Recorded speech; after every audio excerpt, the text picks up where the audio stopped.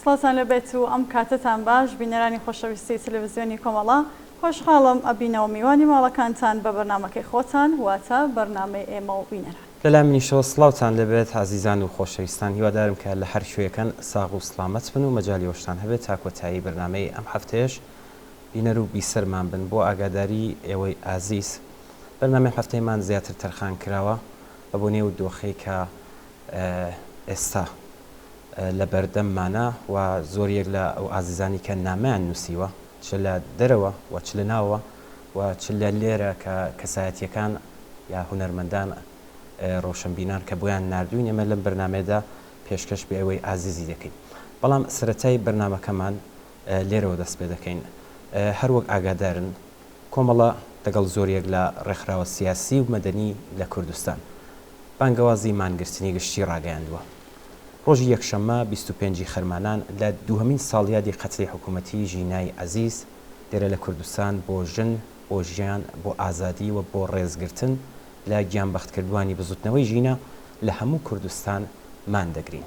ئەو ڕۆژە ناچینە کار و هەموو دوکان و بازار دادەخین تا بە دوژمنانی ژن ژیان ئازادی بڵین بێزارین لە ستەم و نابەرابەری، تا نیشانی بدەین بێزارین لە سەرکوت و بێمافی، تا مانەوە و پێداگری لەسەر سەلماندنی ویست و داخوازیەکانمان جارێکی تر جار لێ بدەین.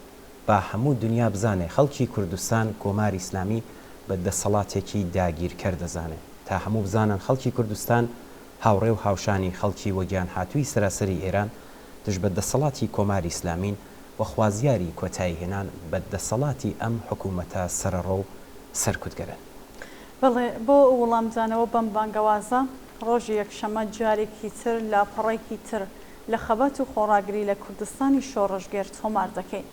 هەر لە ئێستاوە خۆمان ئامادە دەکەین لەگەڵ دۆست و هاوڕێ و هاوکارەکانمان لەگەڵ دەر و دراوسەکانمان قسەکەین و داوایان لێەکەین بۆ کۆتایی هێنان بەم وەزعانە لەبارە لە ژیان دەبێ بەهێز بین. مانگرتن ئەگەر چی کۆتایی کار نییە، بەڵام هەنگاوێکە بۆ بەهێز بوونمان.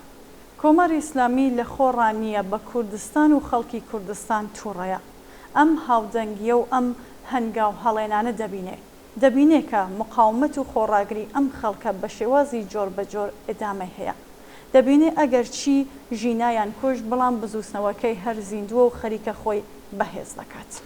بەڵێ لاوانی توێکۆشەری کوردستان کە هەمیشە هێزی بزوێنەری خۆڕاگری بوون لە کوردستان پێویستە جارێکی تر قۆڵی هەمەتی لێ هەڵماڵن و ماڵ بە ماڵ و گەڕک بە گەڕک و شەقام بە شەقام بانگەوازی مانگرتنی 25 خەرمانان بە هەمووان بگێنن، بە سەبر و حوسەلە بە هەمووان بڵێن بۆ دیفاع لە حورمەت و کەرامەتی ئینسانیمان مان دەگرین، بۆ دیفاع لە ژیان و بۆ دیفاع لە ئازادی و بۆ بە گشتداچوونی سەرکوتگەری و بێمافی مان دەگرین. مانگرتنی ڕۆژی 25 خەرمانان هەروەها دیفاع لە زیندانیانی سیاسی و بەرزکردنەوەی دروشمی ئازادی ئەم بەندکراوانە و کۆتایی هێنانە بە سەرکوت و ئەزیەت و ئازاردانی خەڵک.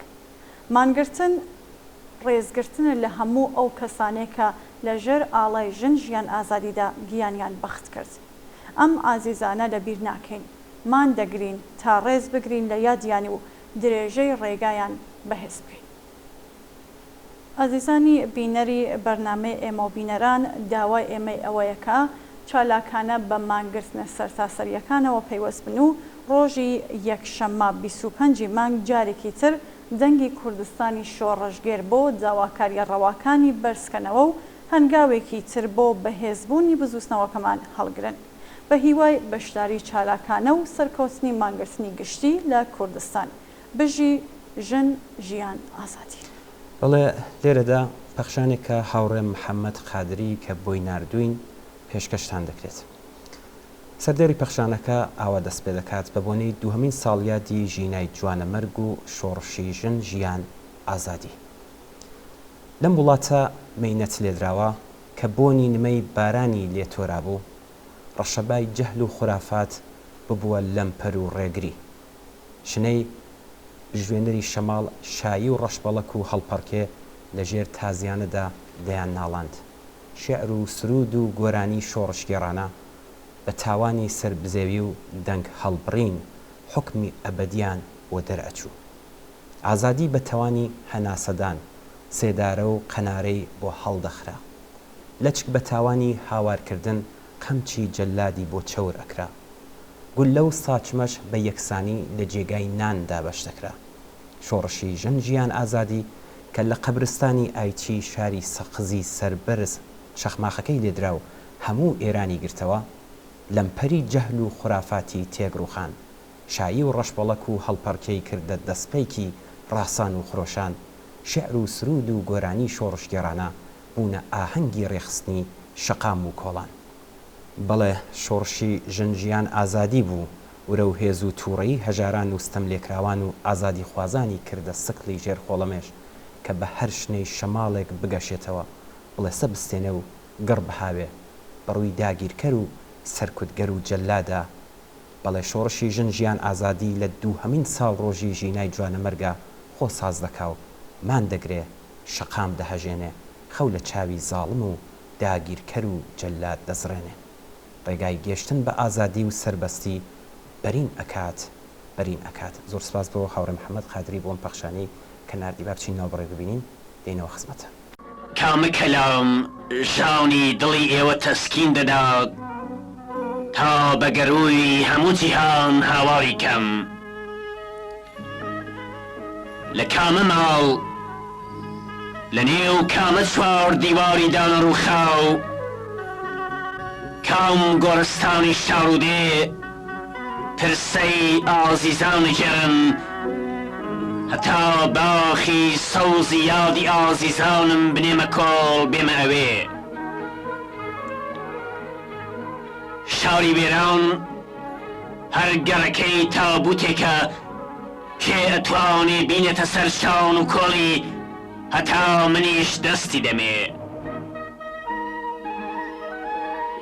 بۆ دڵخۆشی دانەوەتان گوڵیشە کاوی کام گوڵدان بە مزگەێنی کامە بەهار گەشتکەمەوە بڵێم خەمی ئاخرمان بێ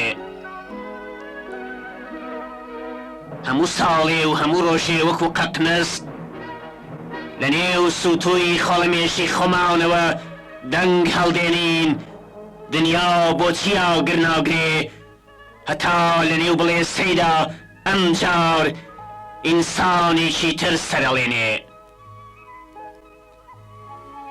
بۆ پەنایەک ئەگەڕێین تا خۆ لە گەرمای خۆرەتا و لە بارانی بێبەرەکەت هەشار بدەین دنیا هەمووی ئەڵەی ماڵێکی بێبانە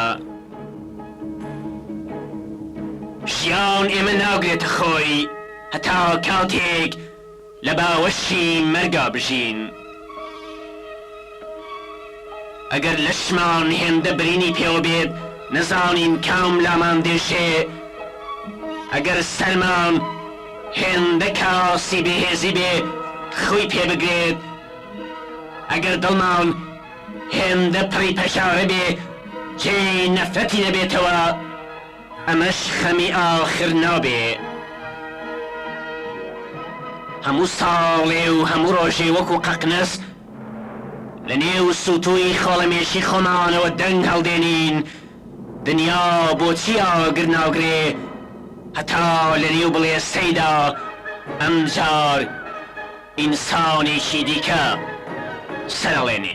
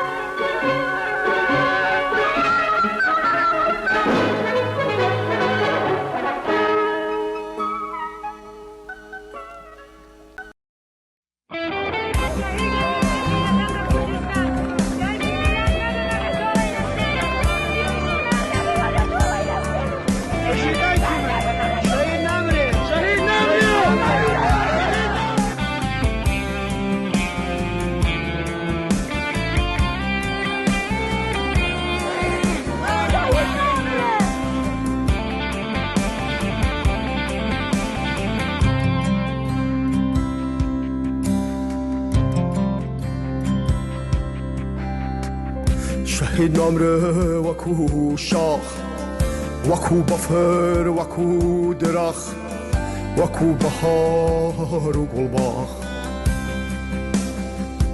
شەهید باڵای بەقەد باڵای کوردستانە شەهیدەوە تینیەتی زەوی ئەشکێنێ پەنجەو دەستە ئازاری خاک ڕاژێنێ سۆمای چاوە کەم دوا ڕۆژ دوورە ئیبینێ سۆمای چاوە کەم دوا ڕۆژ دوورە ئیبینێ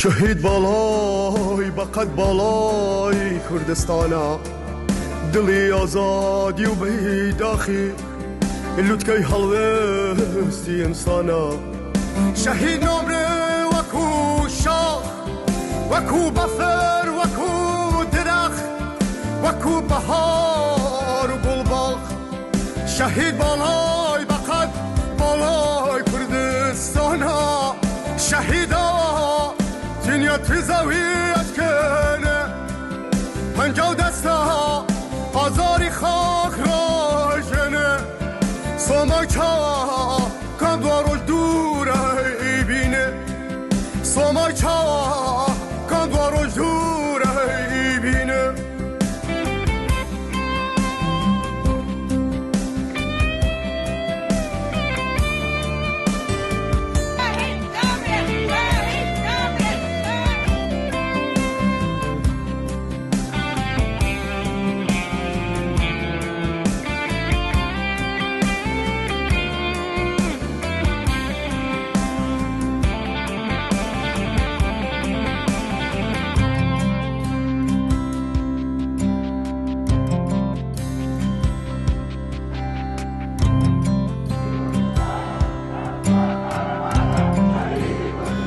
ئازیزان هەروەک ئاگادارم بەداخەوە سەرنجام حکوومەتی هەرێمی کوردستان چووە بواری جێبەجێکردنی داوای ناڕەوای کۆماری ئیسلامی ئێران داوایەکی ناڕەوا و ناپێویست چون ئوردوگاکانی ئێستای لایەنە سیاسەکانی ڕۆژهەڵات هیچ مەترسیەکی ئەمنی بۆ سەر ئێران ویان بۆ هەرێم نەبوو ئەم ئوردوگانە دەمێک ساڵە بە زەحمەت لەلایەن دانیشتوانیەوە بەرەبەرە ئاوەدان کراونەتەوە و نەسلێک تێیدا بارهاتوون و لەم ساڵانەی ئاخردا ببوو بە پەناگایەک بۆ هەموو ئەو کەسانە کە لەژێر گوشاری ئەمنی و زەخت و زۆری کۆماری ئیسلامی ڕوویان تێکرد بوو جێبەجێکردنی ئەو ڕێکەوتنی شەرمەزارانەی ئەمنی نێوان کۆماری ئیسلامی و حکوومەتی عێراق لە ڕاستیدا تەسلیم بوون بە ڕێکەوتنێکە کە مەبەستی بەرفراوانترە لە گواستنەوەی ئوردوگاکان لەم شوێن بۆ ئەو شوێن تەسلیم بوونە بەرامبەر بە نەخشە و پیلانی داگیرکەرانی کوردستان و دژمنانی ئەم خەڵکە بۆ تێکشکاندنی ئیرادەیان تەنانەت تەسلیم بوونە بەرابەر بە نەخشە و پیلانێک کە بۆ هەرێمی کوردستان لە ڕێگادایە و لەوەش ئەولاتر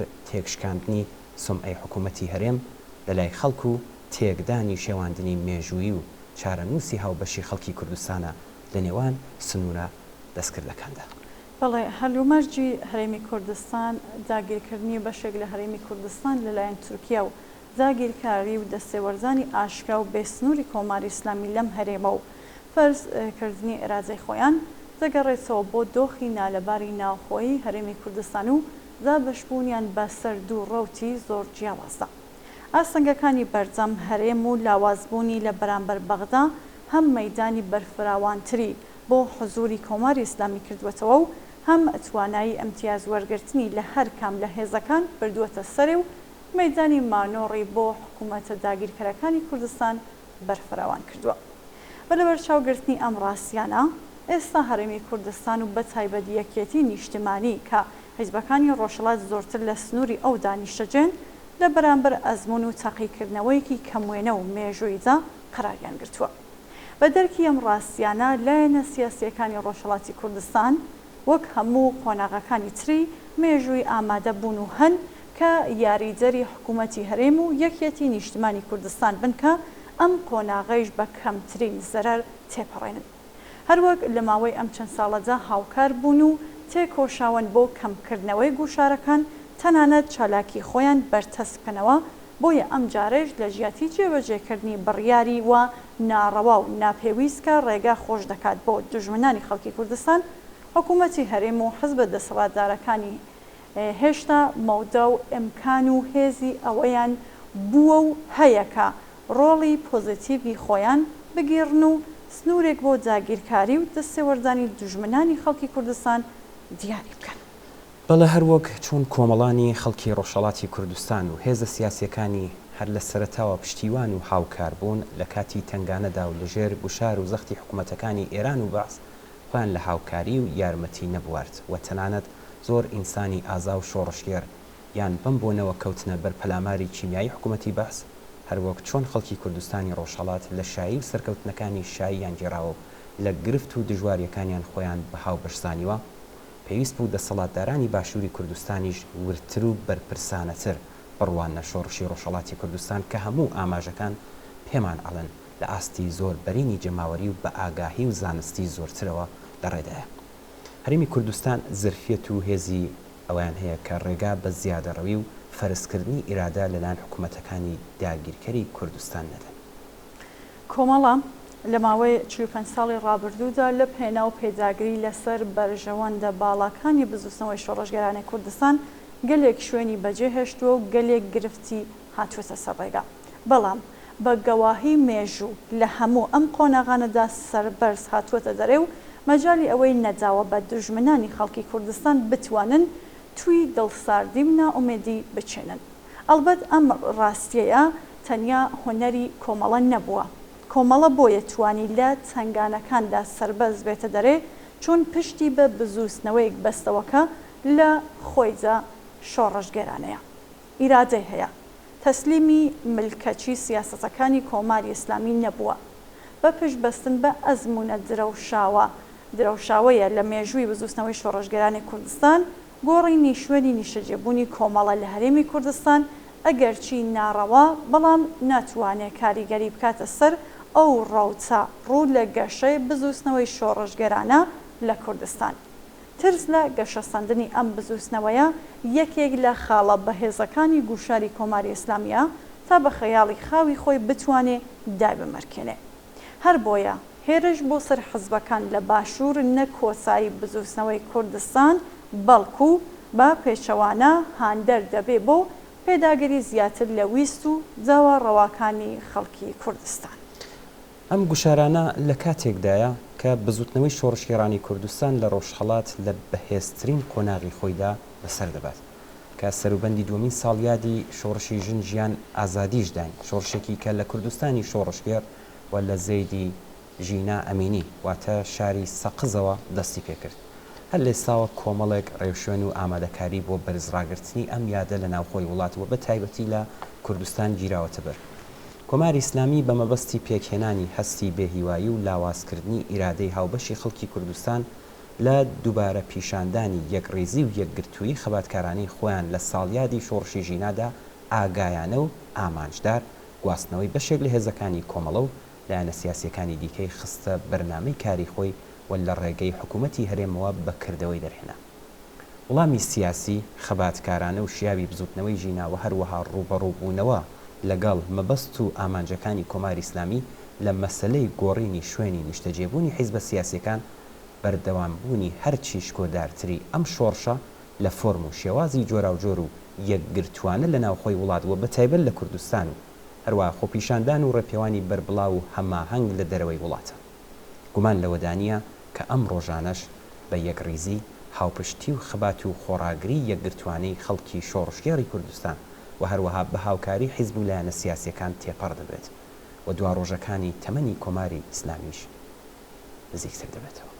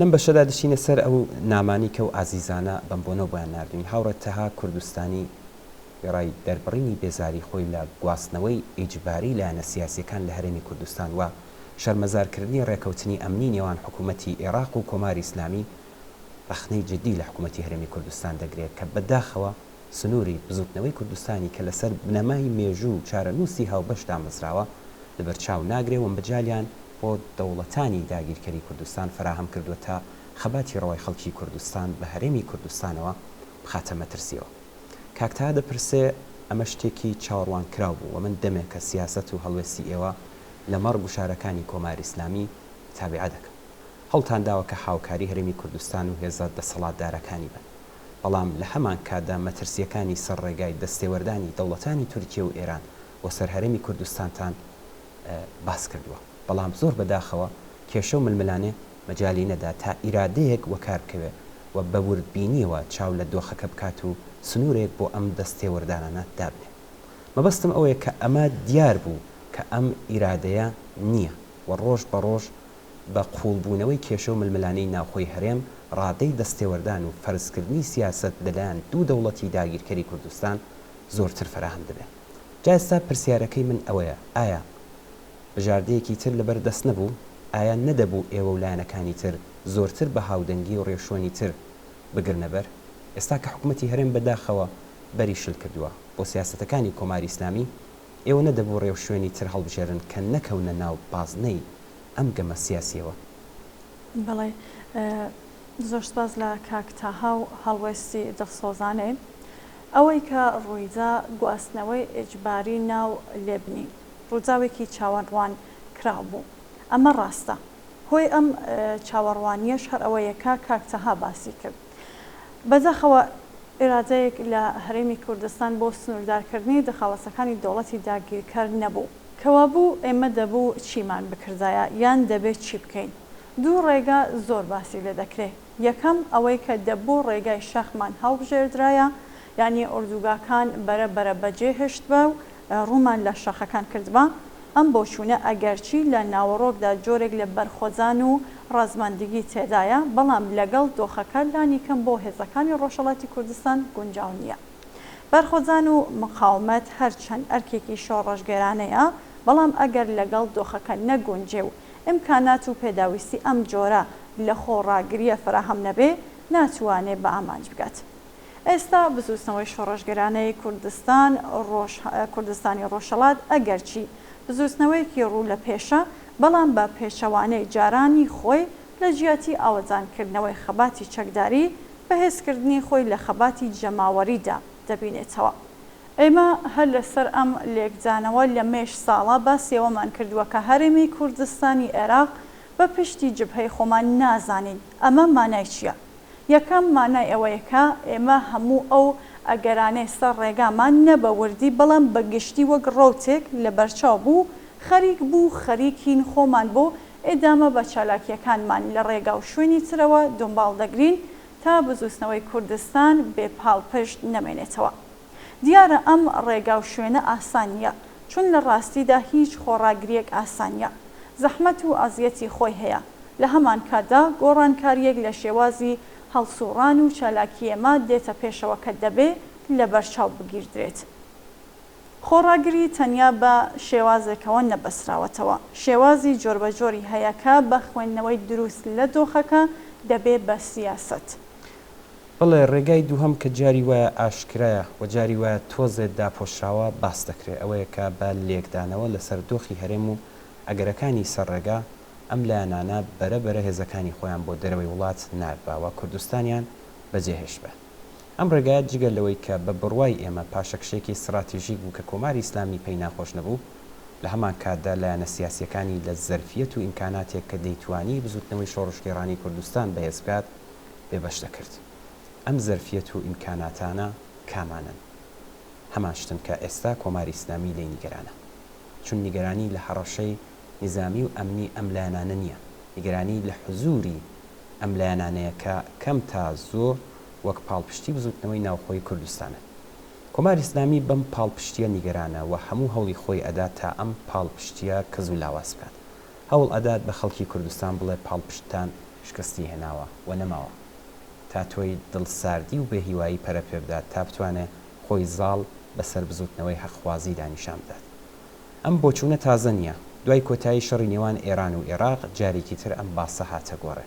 ئەو کاتژمارەیەک لە هاوڕێیانمان هەر لەسەر ئەم لێکدانەوەیە پێ باش بوو کە بەرەبەرە بچینە دەرەوەی وڵاتەوە لەوێ ئیدامە بە چالاکی سیاسی خۆیان بدەن. ئێستا با نەچینە ناو ناوەڕۆکیەم بۆچوونە هەرەوەندە ئاکامی ئەم سیاسەتە بخەینە ڕووە بزانین جێگەوشۆنی ئەم بۆچوونە لە ئاڵوگۆڕەکانی کوردستان لەکوێدایە و بەراوردی بکەین لەگەڵ جێگاوشۆنی ئەو بۆچوونە کە پێداگری دەکرد لەسەر خۆڕاگری و مانەوە. بڵێ باسکرا خۆڕاگری شێوازی جۆر بە جۆری هەیە بە یەک شوێن و بە یەک شێواز نەبەستراوەتەوە بەڵام هەر جۆرێک بێت دەبێ مەجال بە دوژمن نەدات کە خۆڕاگری لە بەزوستنەوەی کوردستان دامرکێنی و کزی بکات و لە هەمان کادا بە کەمترین زەرەر بشێتە پێشەوە. مەبەستمە بێژم ئەمە خەسڵەتی بەزوستنەوەی کوردستانەکە هەر سەنگەرێکی بە مقاومەت چۆڵ کردووە با لێکدانەوەی ئەوەی کە لەوانەیە ئەم سەنگەرە لە دەست بدەین خۆی دەستی پێش نەخستووە بۆ چۆڵکردنی با پێشەوانە بە مقاومەت چۆڵی کردووە. مێژوو ئەو گەواهی ئەدەن حاصلی ئەم خۆڕاگریە و ئەم مقاومەتە ئەوە بووکە بزوستنەوەی کوردستان دەڵێن بە بزوستنەوەی کوردستان دەڵێن شۆڕژگێرانە. ئەم بزوستنەوە زیندووە و بە ئیقراری دۆست و دوژمن زەرفیەتی باڵای هەیە لە ناوتن بە سیاسەتەکانی کۆماری ئیسلامی و ئێستعدادی ئەوەی هەیەکە ئاڵا هەڵگری بزوستنەوەی ژن ژیان ئازادی بێ. ئێمە چی دەکەین؟ ڕاستە ئێستا بەداخەوە بەهۆی دۆخی هەرێمی کوردستان ئاستی دەخاڵەت و دەستێوەرزانی دۆڵەتانی داگیرکەر بەرفراوانتر بووە هەر بەم بۆنەوە شێوازی کاری ئێمە گۆڕانکاری بەسەردا هاتووە و دەبێ خۆمان بۆ دۆخی تازە ئامادە بکەین. دۆخێکە لەسەر ئێدامەی هەڵسوڕانی سیاسی و پاراستنی ئەمنیەت و ژیانی هەڵسوڕاوانی سیاسی دامەرزاوە.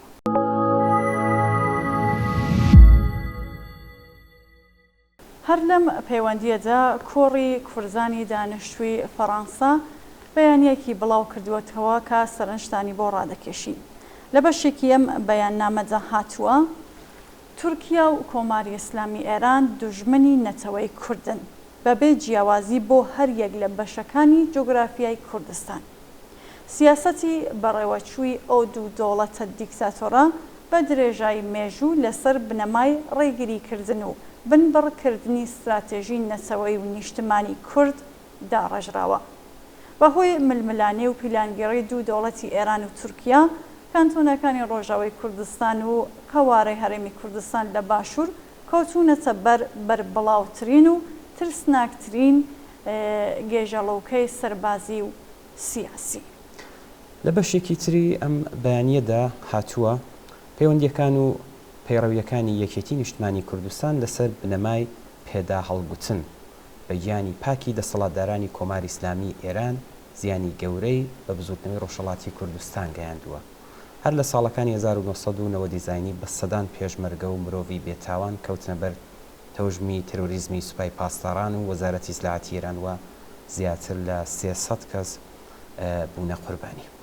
زۆر بەداخەوە 2 ساڵ بەر لە ئێستا حکوومەتی هەرێمی کوردستان لە واژۆکردنی ڕێکەوتنامەی ئەمنی لە نێوان ئێران و عێراقدا بەشداری کردووە کەوتە ناو بازنەی بە ئەنجام گەیاندنی خاڵەکانی ڕێکەوتنامەکە و ئەوە لە کاتێکدا کە حیزب و ڕێکخراوە سیاسیەکانی ڕۆژهەڵاتی کوردستان ئەوەندەی بۆیان لواوە بەوریایی و بەرپرسیارانە بۆ پاراستنی دەستکەوتەکانی خەڵکی باشووری کوردستان و حکوومەتی هەرێمی کوردستان جوڵاونەتەوە. چاودێری بەرژەوەندیەکانیان کردووە و ئێستاشی لەگەڵ بێت مامەڵەی ئاشتیانە لەگەڵ ئەو دۆخە ناڕەوایە دەکەن کە بە سیاسەتی داڕێژراوی کۆماری ئیسلامی ئێران و بەدەستی دەوڵەتی عێراق و یەکێتی نیشتمانی کوردستان بەنجام دەگات. بەیانیەکە دەپرسێ هەنگاوەکانی دوایی و داهاتووی ئەو شەپۆلە دژبەریە بۆ سەرهێزەکانی ڕۆژهەڵاتی کوردستان بەرەو کوێ دەچن. ئەوەی کە سوورە وەزارەتی ئیتڵاعاتی کۆماری ئیسلامی سوپای پاسداران دام و دەستگای سەربازی و ئەمنیەتیەکانی ئێران دەست هەڵناگرن لە بەجێگەیاندنی پیلانە گڵاوەکانیان. ماوەتەوە سەر حکوومەتی هەرێمی کوردستان و بە تایبەت یەکێتی نیشتمانی. ئەوانە دەبێ بزانن کە هەتا ئێستا زۆربەی داواکاریە نامرۆڤیەکانی ڕژیمی ئێران و عێراق دژ بە حیزب و ڕێکخراوە سیاسیەکانی ڕۆژهەڵات جێبەجێ بووە. دەسەڵاتی کورد لە باشوورەوە بەتایبەت لە سلێمانی باش دەزانن کە ئەو پێکاتانەی ڕۆژهەڵات واتە حیزبە سیاسیەکان نوێنەران و خۆشەویستانی خەڵکی ڕۆژهەڵاتن. هەر کردەوە و ئۆپراسیۆنێکی ناڕەوا بۆ سەر ئەوان دەبێتە دەستدرێژی بۆ سەر جەماوەری نەتەوەی کورد لەو بەشە لە کوردستان. ئەوانە نابێ وەک پەنابەر مامەڵەیان لەگەڵ بکرێت، ناکرێ وەک میوان چاویان لێ بکرێت. ئەوانە خەباتگێڕانی ڕێگەی ئازادی کوردستانن بە دەیان ساڵە بە تێکۆشانی نەبراوە و نەفساوە بۆ دەستەبەرکردنی مافەکان و دەستگەیشتن بە استراتێژیە نەسەوایی و ئینسانی و دادپەروەریەکان گیانیان لە سەربەری دەستیان ناوە و قوربانی زۆریان پێشکەشی مێژووی کوردستان کردووە. دەبێ کەرامەتی نەتەوەیی و ئینسانی و حورمەتی سیاسیان دەستەبەر بکرێت و ئەمنیەتی گیانیان بپارێزرێت. تێهێڵانەوە بکرێ بۆ زیانەکانی کە ویان کەوتووە. هەموو چەشنە ئیمکانات بۆ ژیانی ئاساییان دابین بکرێت بە خوێندنگا، نەخۆشخانە، شوێنی حەسانەوە و وەرزش. لەم بەیانیەدا هەروە هاتووە لەم کات و ساتە بەولاوە هەر دڵۆپە خوێنێک لە لوتی کەسێک لە کوردەکانی سەر بە ڕێکخراوە سیاسەکانی ڕۆژهەڵاتی دانیشتووی باشووری خاکی کوردستان بڕێژرێت بەرپرسیارەتەکەی دەکەوێتە سەر بەرپرسانی سیاسی و ئیداری و دەسەڵاتی ئەو شوێنە کە ڕووداوی لێ ڕوو بدات. هەروەها بەرپرسیارەتی ڕادەستکردنەوەی هەر پێشمەرگە کادر و ئەندامێکی حیزب و ڕێکخراوە سیاسی و کەسایەتیە بەدەنیەکانی ڕۆژهەڵات دەکەوێتە سەر بەڕێوەبەرانی ئەوڕۆی یەکێتی نیشتمانی کوردستان. کۆڕی کوردەکانی دانیشتوی فەڕەنسا بە توندی ئیدانەی کۆتوبەندەکان هاوکاری و هاودەنگیەکانی بەڕێوەبەرانی یەکێتی نیشتمانی و دەستگای ئاسایشی سلێمانی دەکات لەگەڵ ڕژیمی کۆنەپارێزی کۆماری ئیسلامی ئێران دژ بە ڕێکخراوەکانی هەر سێک باڵی کۆمەڵە و هەموو لایەنە سیاسیەکان. ئێمە لەگەڵ شەرمەزارکردنی هەڵقەندنی سەلایانی کۆمەڵە و حیزب و ڕێکخراوەکانی دیکە و ڕاگوێستنیان بۆ سوورداش یان هەر شوێنێکی دیکە داوا لە بەرپرسانی و ڕێبەرانی یەکێتی نیشتمانی کوردستان دەکەین کە خۆ بپارێزن لە تند و تیژی و هەڵوەداکردنی خەباتگێڕانی کورد کە نزیک بە 40 ساڵە لەو شوێنانەدا نیشتەجێ بوون. درێژە پێدان بەو جۆرە زەخت و بشارخستنە بۆ سەر ئەو دامەزراوە سیاسیانەی ڕۆژهەڵات بەرپرسانی و ڕێبەرانی یەکێتی لەسەر شانووی کوردایەتی دەخاتە خوارەوە. بە تەواویش دژایەتی هەیە لەگەڵ ناوەڕۆک و خاڵەکانی جارنامەی مافی مرۆڤ و کۆنوانسیۆنەکانی مافەکانی ئینسانی.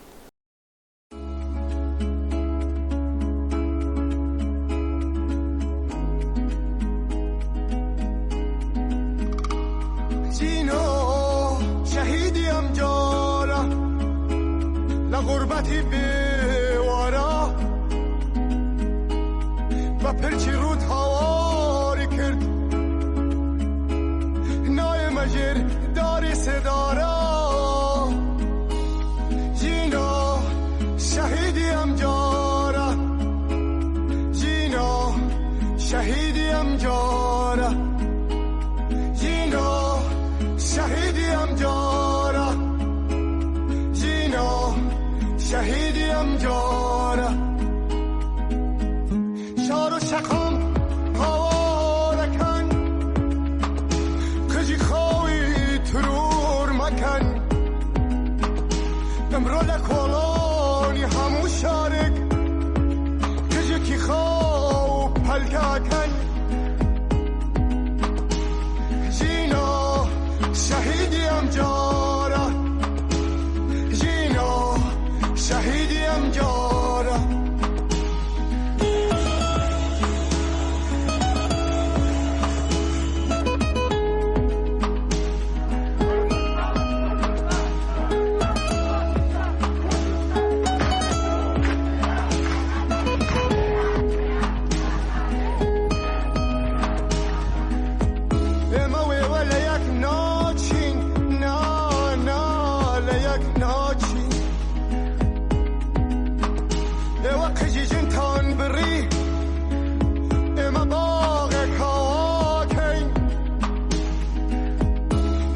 سر گفتا نادین نادین جینا شهیدی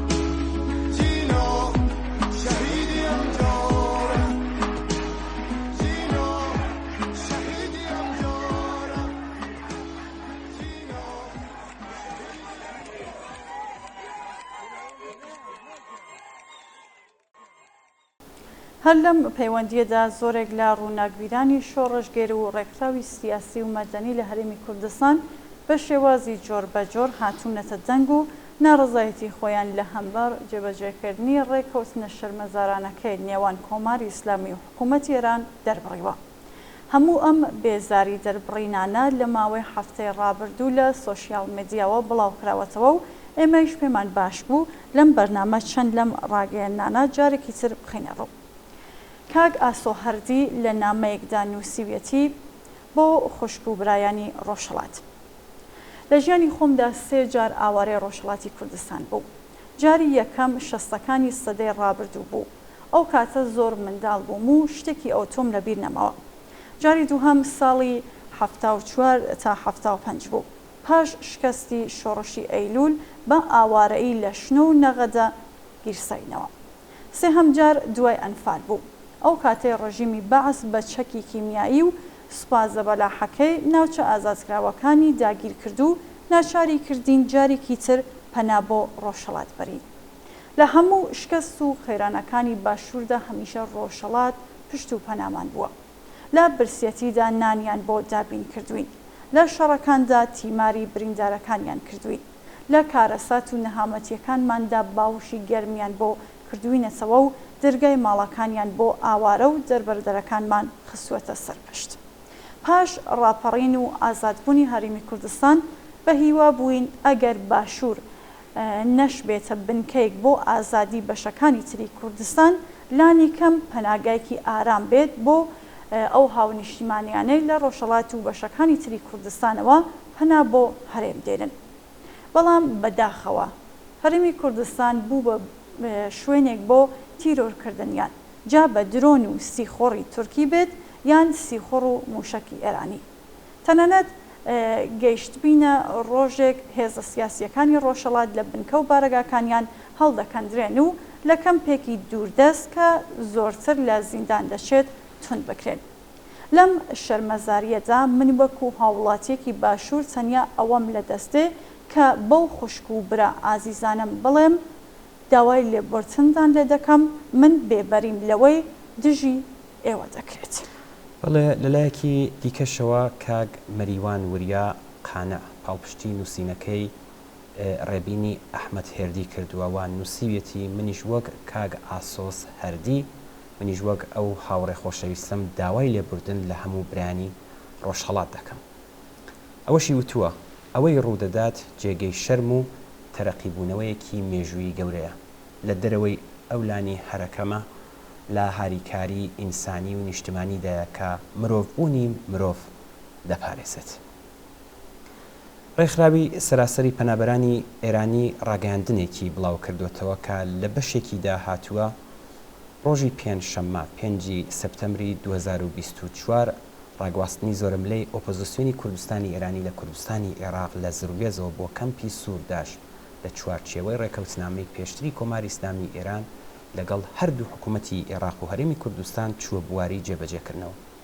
هاوکات بە پێی ڕاگەاندنی ڕێکخراوی مافی مرۆڤی هەنگاو هەفتەی ڕابردوو هێزەکانی ئاسایشی سلێمانی بێهزاد خۆسرەوی هەڵسوراوی سیاسی خەڵکی شاری سەقز لە دوای ئەشکەنجەیەکی تند ڕادەستی ئێرانی کردوێتەوە.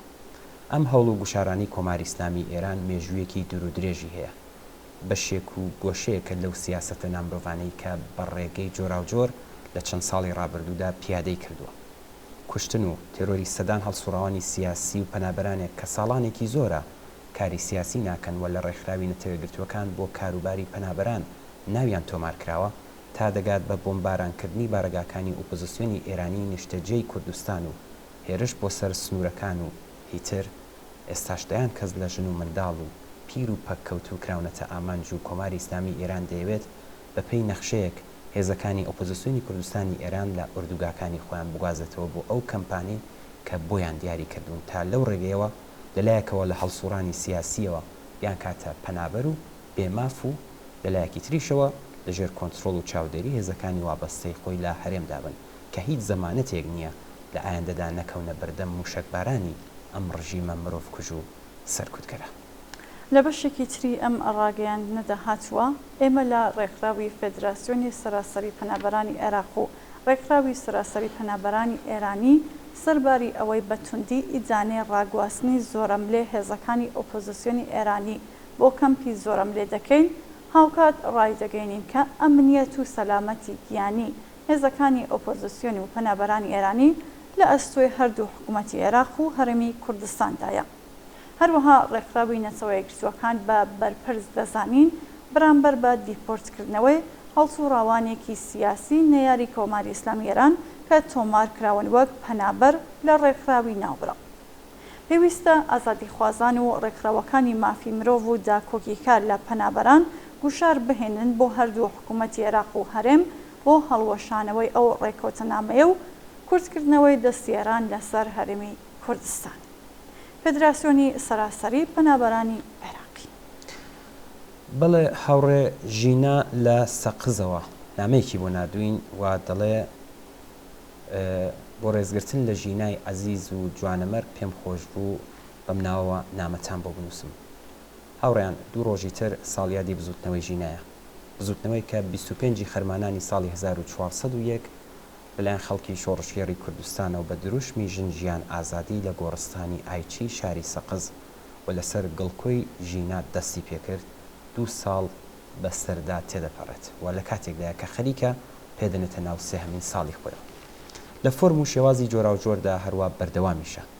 2 ساڵی ڕابردوو دەریخست کە ئاخێزی شۆڕشگێڕانەی ژن ژیان ئازادی بزوتنەوەیکی ڕادیکاڵ و شۆڕشگێڕانەیە، بزوتنەوەیکی جەماوەریە کە لە خوارەوە شقلی گرتووە و سەرجەم ئەو توێژانە لە خۆ دەگرێت کە لایەنگر و بەرگریکاری لە ناوبردنی هەر چەشنەستەم و نایەکسانی و هەڵاواتنیە کە بەبێ لە بەرچاوگرتنی جنسیەت، نەتەوە، ڕەگاز، زمان، بیر و باوەڕی ئاینی، ئاراستەی جنسی و جەندەری. ئەم بزوتنەوەیە لە قوڵایی کۆمەلگاوە سری هەڵداوە، جێگە و پێگەی خەباتی لە نێو جەماوەر و لە نێو وڵاتدا جێگیر و پتەو کردووە.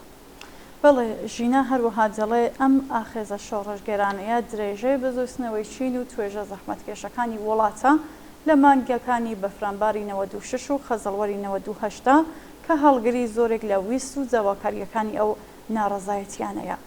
لە دووهەمین ساڵیادی ئەم بەزوستنەوە شۆڕژگەرانەیەدا کۆماری ئیسلامی هەروەها درێژە بە سیاسەتی سەرکوتگەرانەی پەلاماری خۆی ئەدات و لێ نەکشاوەتەوە و دیارە ئەمە لە خۆیدا نیشانەی زیندووبوونی ئەم بزوستنەوەیە. کۆماری ئیسلامی ڕێگایکی تری نییە، ناتوانێت جاخوازیە سەرەکیەکانی خەڵک کە لە دروشمی ژن ژیان ئازادی کۆکراوەتەوە وەڵام بداتەوە و بە پێشەوانە هەر ڕۆژ زیاتر پەلامار دەکاتە سەر ژیان و گوزەرانی خەڵک و زۆرتر مافەکانیان پێشێر دەکات. بەڵێ هەفتەی ڕابردوو ناوەندی پلانە نیشتمانیەکان ڕاپرسیەکی بڵاو کردوێتەوە. ئەم ڕاپرسیە کە ئاکامی پرسیار لە 15,000 کەس بووە دەری دەخات کە نزیک بە 92% ئەو خەڵکە کە لە چین و توێژەکانی ناو کۆمەلگا و لە شوێنە جیاکاندا بوون لە دۆخی ئێستای ئێران ناڕاستین. ئەم ناڕەزایەتیە زۆریش پێویست بە ئامار ناکات. ئێمە ڕۆژانە بە چای خۆمان دەیبینین یان لە هەواڵەکاندا دەیبیستین، بەڵام کۆماری ئیسلامی خۆی براوی ئەم مەیدانە لە قەڵەم ئەدات. ئەویش تەنیا بە پاڵپشتی هێزی سەرکوتگەری، نەتەنیا لە ناوخۆی ئێران بەڵکو لە دەرەوەی ئێران. لە دەرەوەی ئێرانیش ئەگەر بەزل هێزەکان نەوێرێ ئەوە تا بە هەرێمی کوردستان دەوێرێ و لە درێژەی هەمان سیاسەتی ناوخۆ پەلامار دەکاتە سەر هێزە سیاسەکان و خەڵکی پەنابەر تا بەم جۆرە هێزی خۆی لە دژایەتیکردن لەگەڵ بزوتنەوەی شۆڕشگێڕانە نیشان بدات. هاوڕێژینە دەڵێ من جاواز دەکەم لە هەموو خەڵکی کوردستان لە ڕۆژی 25 خەرمانان ساڵیادی بزوستنەوەی ژینە بۆ نیشاندانی ئەزم و ئێرادەمان بۆ گەیشتن بە جاوەڕەوەکانمان بۆ ڕێزگرتن لە ژینە و هەموو گیان بەختکردووان بۆ بەرپرسدانەوەی سیاسەتی سەرکوتگەری کۆماری ئیسلامی بۆ پشتیوانی لە زیندانیانی سیاسی بۆ ژن ژیان ئازادی بە پشتیوانی بانگەوازی مانگرتنی گشتیەوە بچین. بەم جۆرە و جارێکی تر بە هەمووان نیشان بدەین کوردستان خۆڕاگرە، پێشەنگە و ملکەچی سیاسەتەکانی کۆماری ئیسلامی نابێتەوە. سپاس بۆ هاوڕێژینە بۆ ناردنی ئەم نامەیە.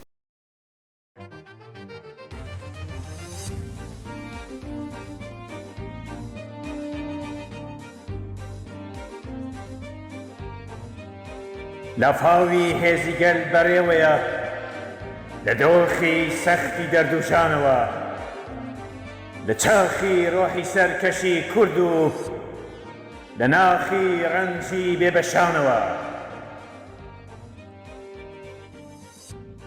بێتە دەردەنجی ڕەسایی ژینی نوێ لە ناو قوڵایی شارەکانەوە پشت لە کولتوری گەندەڵ و ڕوو لە ڕێ و ڕەوتی سەرکەشانەوە گەروی شەقام شەپۆل دەدا دەقین خرۆشانی گەل پنگ دەخواتەوە گەلێک بڕیار لە ژینی خۆی دەدا ڕاپەڕینە خۆی نوێ دەکاتەوە هەزاران شێرەژن دەبن بە گر پشکۆی شۆڕش دێنە گەشانەوە ڕووبەڕوویدا و گیرکەری در دەبن بە جەرگی پڕبرین و ژانەوە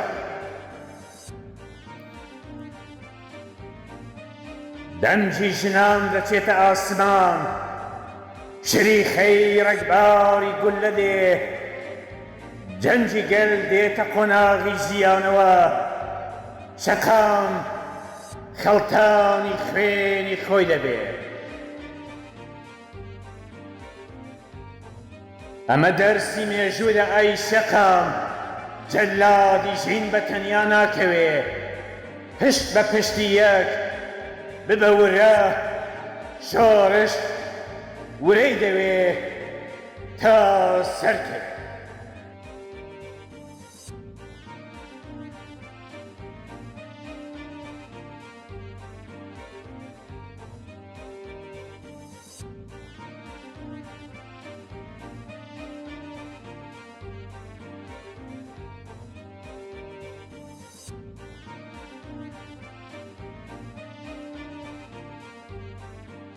لە بەیاننامەی پشتگیری لە مافی چالاکان و پەنابەرانی سیاسی کورد لە هەرێمی کوردستان کە لە ماوەی پێشوودا بڵاوبۆتەوە هاتووەکە ئێمە ڕێکخراوەکانی واژۆکەری ئەو بەیاننامەیە نیگەرانی قوڵی خۆمان سەبارەت بە بارودۆخی ئەستەم و مەترسیداری پەنابەرانی سیاسی ئەندامانی حیزبە کوردستانیەکانی دژبەری حکوومەتی ئێران و نەماڵان نیشتەجێبووەکانیان لە هەرێمی کوردستانی عێراق کە لەم دوایانەدا لە ڕووی ناچار و بە زۆرم لێ لە جێگای نیشتەجێبوونی خۆیان لە زڕگوێز لە نزیک شاری سلێمانی بۆ کەمپێکی ناوچەی سوورداش ڕاگوێزراون دەردەبڕین. ئەم ڕاگواستنە کە دوا بە دوای ڕێکەوتنێکی ئەمنی نێوان حکوومەتەکانی ئێران و عێراق جێبەجێکراوە نیگەرانیەکی جددی سەبارەت بە پاراستنی مافە بنەڕەتیەکانیان وەکو خەڵکێکی مەدەنی و پەنابەری سیاسی دەخڵقێنێت. واژۆکارانی ئەم بەیانیە هەروەها دەڵێن ئێمە جەخت لەوە دەکەینەوە کە ئەو پەنابەرانە و بنەماڵەکانیان بە پێی یاسا نێودەوڵەتیەکان و بە تایبەتی کۆنڤانسیۆنی ژنێڤ کە پەیوەندی بە دۆخی پەنابەرانەوە هەیە مافی پارێزگاری و ژیانێکی مرۆیی و ڕێزگرتنی کەسایەتیان پێدەدا. هەروەها ڕادەستکردنەوەی بەهزاد خۆسراوی پەنابەری کورد و ئەندامی یەکێک لە حەزبە کوردستانیەکان بە دەستگا ئەمنیەکانی کۆماری ئیسلامی ئێران لەلایەن دەستگای یاسایشی شاری سلێمانیەوە بە توندی شەرمەزار دەکەین و نیگەرانی خۆمان لە دۆخی ناوبراو دەردەبڕین. دۆخی پەنابەران و چالاکانی سیاسی ڕۆژهەڵاتی کوردستان لە هەرێمی کوردستان ئەوە دەخوازێت کە بە پەلا نەک تەنیا بۆ پاراستنی مافەکانیان بەڵکو بۆ دڵنیابوون لەوەی کە نەبنە قوربانی یاریە سیاسیەکان و ڕێکەوتنە ئەمنیەکانی ناوچەکە ڕێکاری تایبەت بگیرێتە پێش. بۆیە ئێمە وەکو پلاتفۆرمی ڕێکخراوە مەدەنیەکان بۆ چاودێری مافەکانی مرۆڤی کورد لە ئێران لەو بارەیەوە دەوامەران لە حکوومەتی عێراق و دەسەڵاتدارانی هەرێمی کوردستان و لایەنە پەیوەندیدارەکان ئەوەیەکە سڵامەتی و ژیانی ئاسایی سەرجەم هاوڵاتیانی مەدەنی بە تایبەت ژنان و منداڵانی ڕاگوێزرا و مسۆگەر بکەن. زۆر گرنگە لەم کەمپە نوێدا ڕێز لە مافە سەرەکیەکانیان بگیردێت و بپارێزرێت. بەڵێ ئەندامانی حیزبە کوردستانیەکانی دژبەری ئێران و بنەماڵەکانیان وەک پەنابەری سیاسی پێویستە پارێزگاری نێودەوڵەتیان هەبێت لە بەرامبەر هەر هەڕەشەیەک بۆ سەر ئاسایشی جەستەیی یان دەرونیان. داوا لە دەسەڵاتداران دەکەین ڕێز لە پێگەی ئەو چالاکانە وەکو پەنابەری سیاسی بگرن و دڵنیا بن لەوەی کە بەهۆی ڕێکەوتنە ئەمنیەکانەوە ژیانیان نەخرێتە مەترسیەوە خاڵی دووەم بوو. خاڵی سۆم دەڵێت داوا لە هەموو لایەنە پەیوەندیدارەکان بە تایبەت دەستگای ئەمنیەتی هەرێمی کوردستان دەکەین بەرپرسیارانە معاملە لەگەڵ ئەو پەنابەرانە بکەن و ڕێز لە کەسایەتی و مافە مرۆییەکانیان بگرن. ئێمە پاڵپشتی خۆمان بۆ خەڵکی مەدەنی و پەنابەرە سیاسیەکانی کورد کە بەهۆی زەخت و گوشاری ئێران لە ڕووی ناچاری ئاوارەی هەرێمی کوردستان بوون دووبارە دەکەینەوە و بە دوواداچوونی بەردەوام بۆ بارودۆخی خەڵکە ڕاگوێزراوەکە لە کەمپی سوورداش دەکەین و لەو بارەوە لەگەڵ ناوەندە جیهانیەکان لە پەیوەندیدا دەبین. 7 سپتەمبری 2024 پلاتفۆرمی ڕێکخراو مەدەنیەکان بۆ چاودێری مافەکانی مرۆڤی کورد لە ئێران کە بریتین لە ڕێکخراوی جیهانی کورد، ڕێکخراوی مافی مرۆڤی هەنگاو، ڕێکخراوی مافی مرۆڤی هانا، کوردستان تریبۆناڵ، ناوەندی پەیامنێرانی مافی مرۆڤی کوردستان، ناوەندی زاگرۆز بۆ مافەکانی مرۆڤ.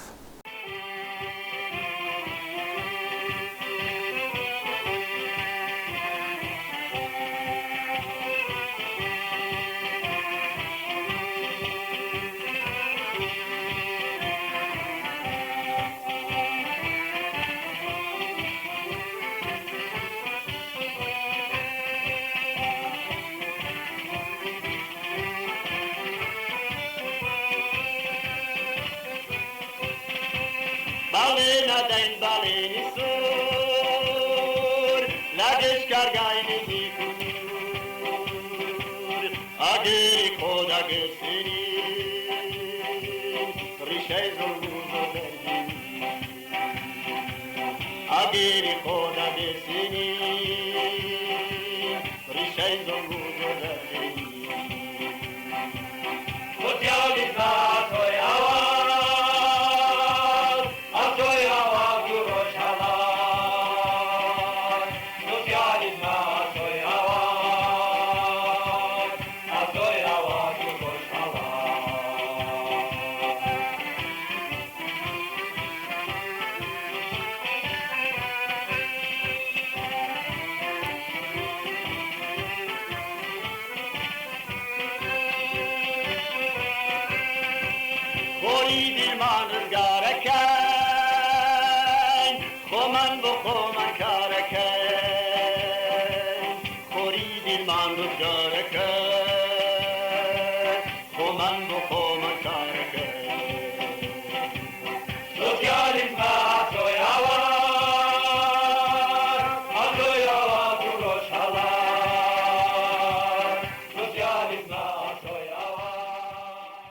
نامێکی ترمان لە بەردەستە کە ئاوا دەست پێ دەکات. کۆمەڵە بێزڕگوێزیش هەر کۆمەڵەیە. ئەمە سەردێڕی پامێکی بەرپرسانی کاک نەجم محەممەد هونەرمەندی شۆڕشکێڕی کوردستانە کە سەرنجشانی بۆ ڕادەکێشن. کۆمەڵە هەر بە زڕگوێزەوە کۆمەڵە نییە. کۆمەڵە بێزڕگوێزیش هەر کۆمەڵەیە. بێ بارەگا و چەک و جەپەخانە هەر کۆمەڵەیە، چونکە کۆمەڵە بیر و ئایدیایەکی جێکەوتوو شۆڕشگێڕانەی لە مێژینەی ساڵهای ساڵی خەڵکی کوردستانە لە قوڵایی هەناوی کۆمەلگای ڕۆژهەڵاتدا. کۆمەڵە واتە سنە، ینی مەریوان، ینی کامیاران، ینی سەقز، ینی بۆکان، ینی بانە. کۆمەڵە ینی کاک فوات، ینی کاک شوان، ینی دکتۆر جەعفەر، ینی کاک سدیق کەمانگەر، ینی خانەی معینی. کۆمەڵە ئەو پشکوەیە کە ئاگرە سوورەکەی لە ڕۆژهەڵاتەوە کەڵپە دەداوە هەڵدێ. کۆمەڵە لە دەستی هەڵیشا و ئارەقەی گیانی کێکارانی کوردستاندایە. کۆمەڵە لە سینەی خەڵکی هەژار و زەحمەتکێشی ڕۆژهەڵاتدایە. کۆمەڵە وا بە کۆڵی کۆڵبرانی هەژارەوە. کۆمەڵە واتە ناوی زیندوی گیانبەختکردنی چەندین هەزاران ئینسانی شۆڕشگێڕ لە پێناو ئازادی و بەرابەریدا. کۆمەڵە لە باشوور دیل ناکرێ، چونکە ئەو لە ڕۆژهەڵات دەژی. کۆمەڵە مێژووە. کۆمەڵە لە ناو شێعر و سرودە، چینایەتی و کرێکاریەکاندا ئەژی. کۆمەڵە واتە ئاڵای سووری شەکاوە. دڵی خەبات و شۆڕشی ڕۆژهەڵات لە ناو سینەی ڕۆژهەڵاتەوە لێدەدا. بە دروستکردنی کەمپ و ئوردوگای زۆرەملەی خاموش و دیل ناکرێ. خەبات و شۆڕشی ڕۆژهەڵات لە شۆڕشی ژینادایە، لە کوچە و کۆڵانەکانی شار و گوند و دێهاتەکانی ڕۆژهەڵاتدایە. ئەی ئەوانەی پێتان وایە شۆڕش و خەباتی ڕۆژهەڵات بە ئوردوگا و کەمپی زۆرەملێ خاموش دەکەن، ئێوە هەڵەن. خەباتی ڕۆژهەڵات هەر سەر دەکەوێت و ئەوە سا مێژوش ڕەحم بێەوە ناکات. زۆر سپاس بۆ کاک نەجم محەممەد بۆم نامەی کە نووسی بووین.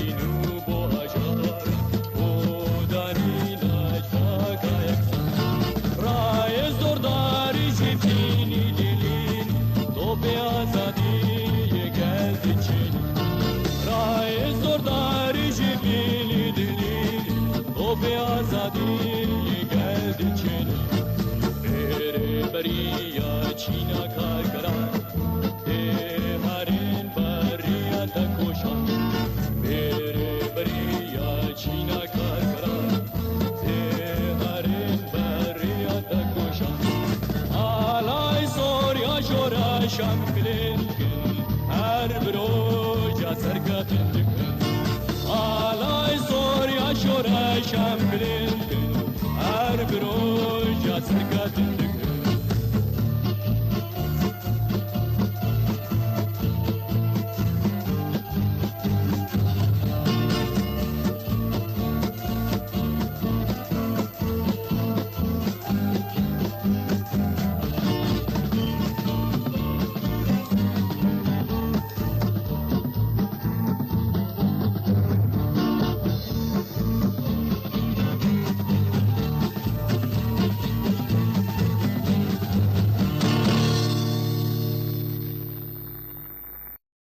دوای بڵاوبوونەوەی گواستنەوەی بەشێک لە خانەواتەکانی کۆمەڵە بۆ کەمپی سووداش، کۆمەڵێک لە لاوانی ڕۆژهەڵات لە پەیامێکدا ئیدانەی ئەم گواستنەوەیە ناڕەوانەیەنن کردووە و داوایان لە ئێمە کردووە ئەم پەیامە بێکەم و زیاد بخوێنینەوە.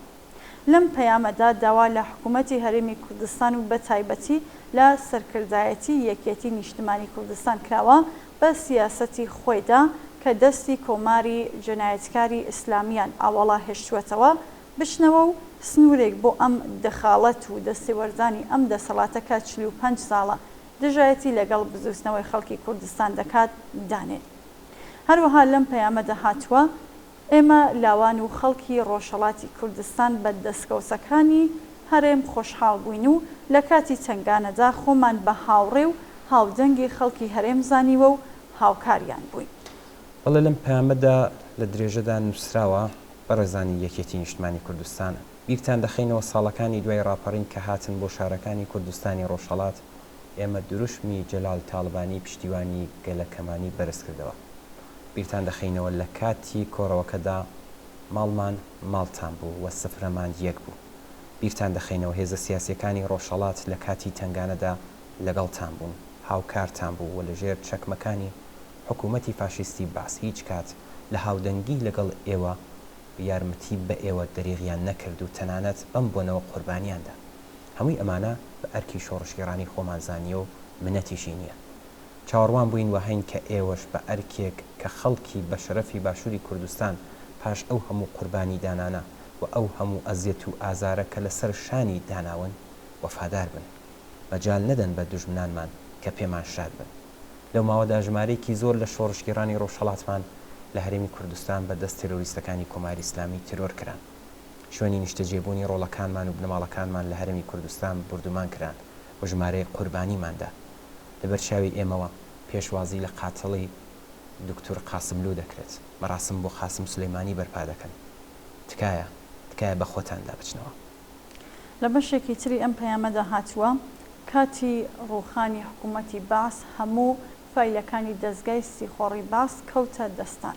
تەنانەت یەک وشە نەدۆزراوە کە هێزە سیاسیەکانی ئێمە دژ بە ئێوە هاوکاری ڕژیمی باسییان کردبێت. بەڵام بەداخەوە ئێستا ئێوە بەهۆی کێشەی ناخۆیتان خەریکن باجەکەی لە ئێمە و هێزە سیاسیەکانمان دەسێنن. ئێمە بە کێشەکانی ناخۆی ئێوە دڵخۆش نین. بە پێچەوانە ئارەزوومان دەکرد کە حکوومەتی هەرێمی کوردستان بەهێز بووایە و بەهێز بێت. نەتەنیا لەبەر ئێمە و هێزە سیاسیەکانی ئێمە کە هەڵسوڕانی سیاسی و ژیان و ئەمنیەتیان پارێزراو بێ، بەڵکو زۆرتر لەبەر خۆتان و ئاواتە لە مێژینەکانی خەڵکی کوردستان. ئارەزوومان دەکرد بە هەموو جیهان نیشان دەین بزوستنەوەی دیموکراتیکی خەڵکی کوردستان ئەگەر مافی چارەی خۆنووسینی بۆ بسەلمێ توانایی ئەوەی هەیە مۆدلێکی باشی سەردەمیانە دابمەزرێنێ، مۆدلێک کە تیادا حرمەت و کەرامەتی ئینسانەکان پارێزراو بێ، مافە سەرەتاییەکانیان سەلما بێ و گەشە و ئاوەدانی بەرچاو بێ. بەڵام بە پێچەوانەی ئارەزوەکانی ئێمە کوردستان بۆتە جێگای تەراتینی هێزەکانی ناوچەکە و ئەو وڵاتە کە شایستەی ژیانێکی ئاسوودە و بەختەوەرانە بوو بۆ خەڵکەکەی. خەریکە بەرەو ئاسوویەکی تاڵ هەنگاو دەنێ. تورکیە بەشێکی داگیر کردووە. ئێران بۆ دەستێوەردان تەنانەت لە ئەرکی ناوخۆی هەرێم هیچ سنوورێکی نییە. دەوڵەتی ناوەندی عێراق بەش بە حاڵی خۆی گوشاری سەرخستووە. ئەم دۆخە پێش هەموو شتێک خەتای خۆتانە و خۆتان لێی بەرپرسیارە. هێزە سیاسیەکانی ڕۆژهەڵات هەر لە سەرەتاوە بۆ کەمکردنەوەی ئەم گوشارانە لە سەرتان هاوکار بوون و دەتوانن هاوکار بن.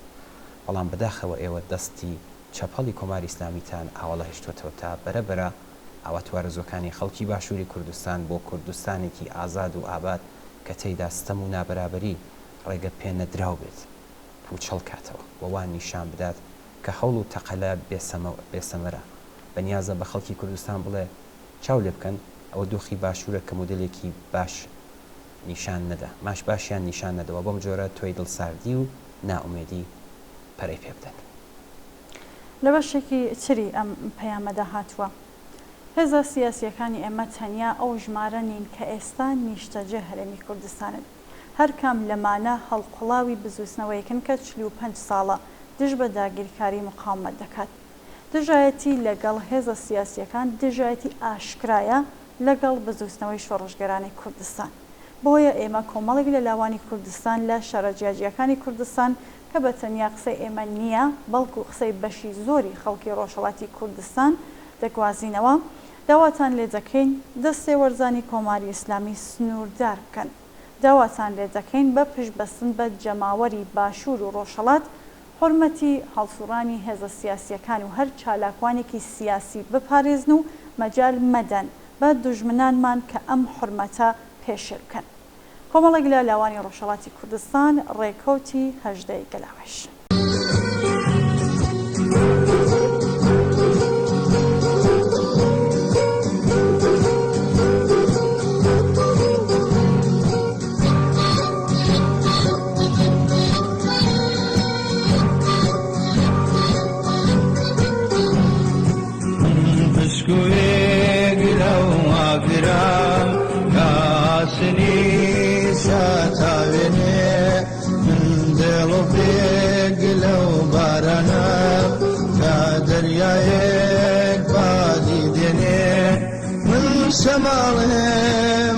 شماڵی هێڵەشنەی بەسۆز و تاو بەسۆز و تاو دامە و بەهار بەفریداگیر کاری وڵاتەکەم باوەکەم باو منژی لەموو مەوژی لەموای دوایە زەران ئەولێ پدان دیسانەوە گردە هاویم مەیڵی بەوە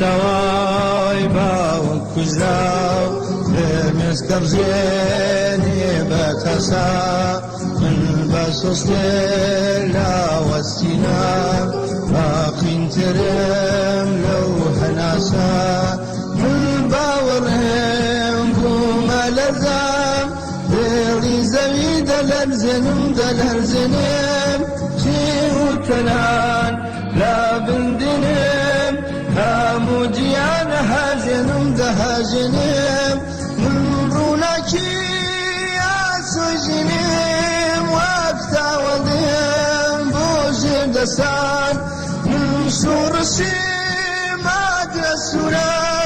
مادرە سوورە کەی کوردستان هاگرە سوورە کەی کوردستان هاگرە سوورە کەی کوردستان هاگرە سوورە کەی کوردستان هاگرە سوورە کەی کوردستان.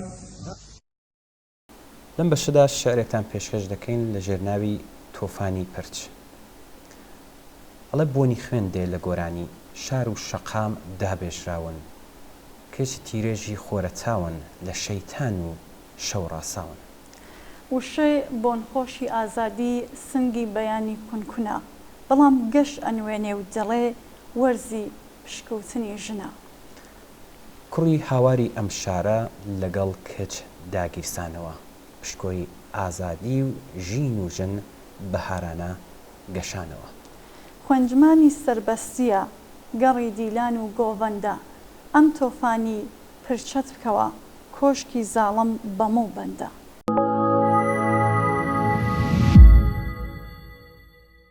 بەڵێ زۆر بەداخەوە ڕۆژی سێشەممە 20 خەرمانانی 1403 هەتاویل دایەک گوڵانی ئەزیزیان دایکی هاوڕێی گیانبەخت کرد و ئەتا خەیات ناسرااو بە ئەتاسوور دڵە گەورەکەی بۆ هەمیشە لە لێدان دەکەوێت و ماڵاوایی لە ژیان دەکات.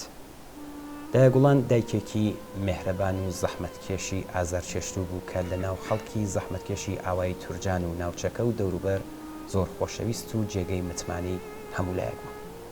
دایەگوڵان لەم ساڵانەی ئاخری ژیانی بە بۆنێ گیانەدەستانی ڕۆڵەی و جگەرگۆشەی ئازیزی هاوڕێ ئەتا خەیات پێشمەرگەی فیزەکاری کۆمەڵە و ئەندامی حەزبی کۆمۆنیست ئێران زۆر ڕەنج و ئازاری کێشە. دایەگوڵانی مهرەبان هەرگیز مەرگی ڕۆڵەی ئازیزی قبول نەدەکرد و تا ئاخرین ساتەکانی ژیانی لە چاوەڕوانی هاسنەوەی ڕۆڵە و جگەرگۆشەی ئازیزی دابوو تا بۆ جارێکی تر لە ئامێزی گەرمی میهرەبانی بگرێت و زامەکانی ساڕەش بکات. ڕەنج و ئازارەکانی ژیان و هیوە بە دواڕۆژی گەش و ڕزگاری یەکجاری دایەگوڵانی کردبوو بە هەڵایەک لە ورە و خۆڕاگری. مێژووی بزوتنەوەی شۆڕشێرانەی کوردستان پێش ئەستورە بە عەزم و ئیرادەیەک لە چەشنی دایکان و باوکانی شۆڕش کە تا ئێستا خۆڕاگری دەکات. ئێمەش هەر لێرەوە لە تەلەڤیزیۆنی کۆمەڵەوە هەر بەم بۆنەوە پرسە و سەرخۆشی خۆمان ئاراستەی بنەماڵە و خەزم و دۆستانی بە تایبەت ئاوایی تورجان دەکەین و خۆمان بە هاوبەشی خەم و پەژارەیان دەزانین. یاد و بیرەوەریەکانی دایەگوڵان بۆ هەمیشە بەرز و بەڕێزە.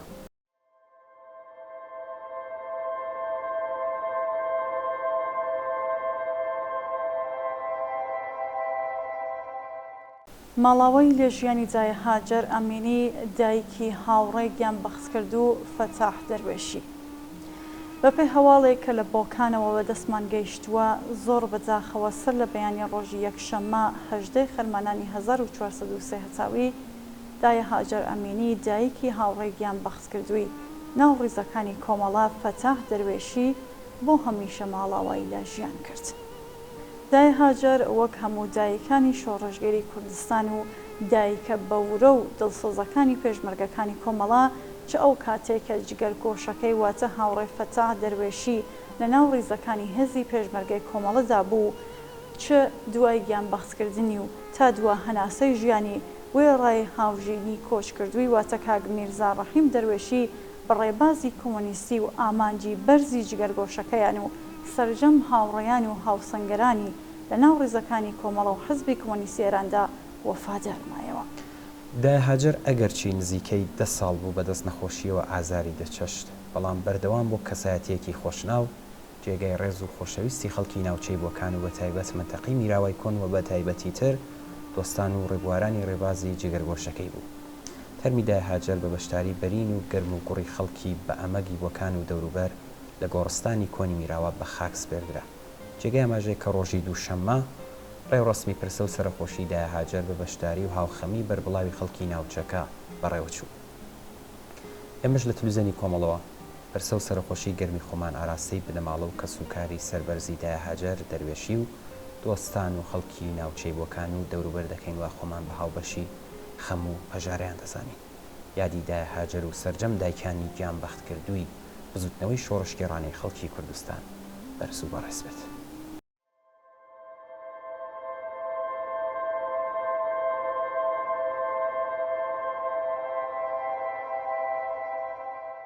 بەڵێ ئازیزان و خۆشەویستان بەم جۆرە گەشتینە کۆتایی بەرنامەی هەفتەی ئێمە و بینەرانی زۆر سپاس بەوەی کە تا ئێستا لەگەڵمان بوو. هیواداری کەم بەرنامەیەش جێگەی سوود و ڕەزامەندی ئێوەی ئازیز و خۆشەویستیش بێت. ماڵەوە. ماڵەوە.